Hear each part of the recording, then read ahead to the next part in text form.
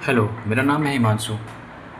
GST में ITC की condition होती है सेक्शन 16 टू सी, जिसमें हमें बोला जाता है कि आईटीसी लेने के लिए जो सप्लायर है हमारा, उसने टैक्स पे कर दिया हो, लाइक दिस।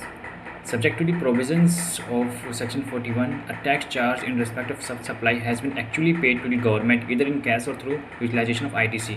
ओके, तो अब ये मसला रहता है कि कैसे हम चेक करें, क्योंकि सप्लायर ने टैक्स पे किया है नहीं किया है। तो इसका एक तरीका ये हो सकता है कि आप अपने जीएसटी पोर्टल से लॉगिन करें। लॉगिन करने के बाद आप सर्च टैक्स पेयर पर क्लिक करें। देन आप उस सप्लायर का जीएसटी नंबर यहाँ इनपुट करें। देन सर्च पर क्लिक करें। देन फिर नीचे आ जाएं। नीचे आने के बाद आपको यहाँ पर दिखता है शो रिटर्न फाइलिंग टेबल। पहले चेक कर ले कि उसके उसने अपनी R1 एंड 3B फाइल कर दी है। अगर ये से फाइल कर दिया तो वेल एंड गुड। देन उसके बाद चेक कीजिए लायबिलिटी पेड परसेंटेज। लाइक ये दिख रहा है आपको, जून 2026 107%।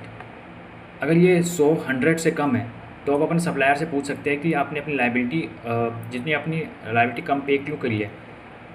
ये यहाँ पे फॉर्मूला सजेस्ट किया है गवर्नमेंट ने। अगर हम यहाँ पर 100 कैलकुलेशन फॉर्मूले पे जाते हैं तो यहाँ आप देखेंगे इन्होंने लिखा हुआ है कि liability paid divide by liability auto drafted. मतलब लायबिलिटी पेड जितनी भी लायबिलिटी सप्लायर ने पे करी है अपनी GST 3B में other than reverse charge, and उसे डिवाइड किया है total liability auto drafted from GSTR 1।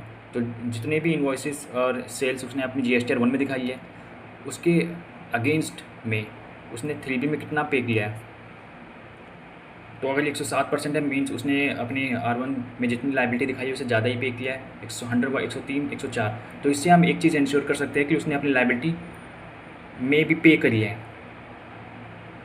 Okay, पर ध्यान रखिएगा इसमें जो एक परसेंटेज आता है, इसमें ये लायबिलिटी हमारे अगर सप्लायर को DRC 03 पे करता है, वॉलेंट्री पेमेंट करता है, तो वो लायबिलिटी भी ये कंसीडर करता है लायबिलिटी पेड में।